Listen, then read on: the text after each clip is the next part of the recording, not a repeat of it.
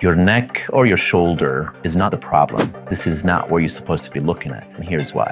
So have you ever had an ache or a pain maybe in your shoulder or in your elbow or in your neck or in the upper back, and then you go to an orthopedics and they're like, well, they give you a diagnosis. They would say, well, it's a tendonitis, it's a frozen shoulder, it's this and that. But and then there's to say, okay, go to physical therapy, and you did a month, 2, 3 months of physical therapy, but your shoulder still won't move. I want you to watch this. Think about it this way. The nerves that control your shoulders or your upper back or your elbow originate in your cervical spine.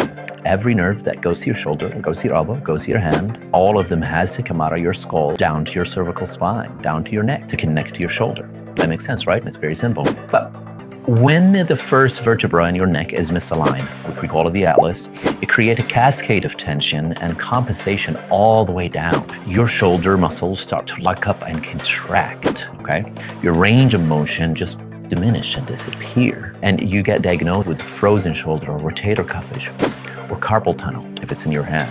But what they don't know is your shoulder muscles are just responding to the message that is coming from your head. And if that message is irritated, these muscles will not contract. And especially for those that physical therapy did not work for them, because the physical therapy addressed the muscle itself, but you don't go and address the fuse box, which is up all the way in the top of your neck. But the shoulder is just where you feel it, and the structural cause is higher up.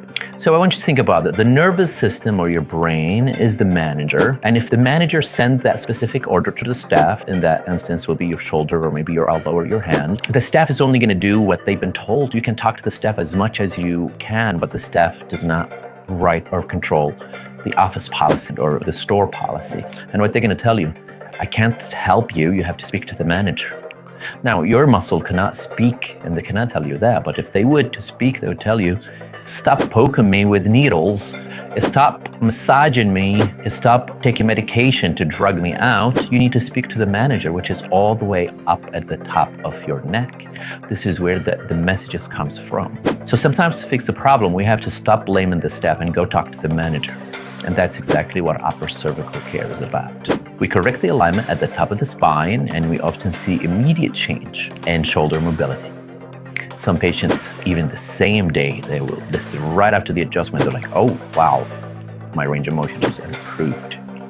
No cortisone shots needed, no painkillers needed, no surgery. So many patients that were scheduled for surgery, they realize they don't need the surgery. All they need is to get this message changed in the upper cervical alignment, and then the nervous system relax, the muscle relax, the shoulder even out, and the hips even out, the posture improve, and all these symptoms that are building up will start going away.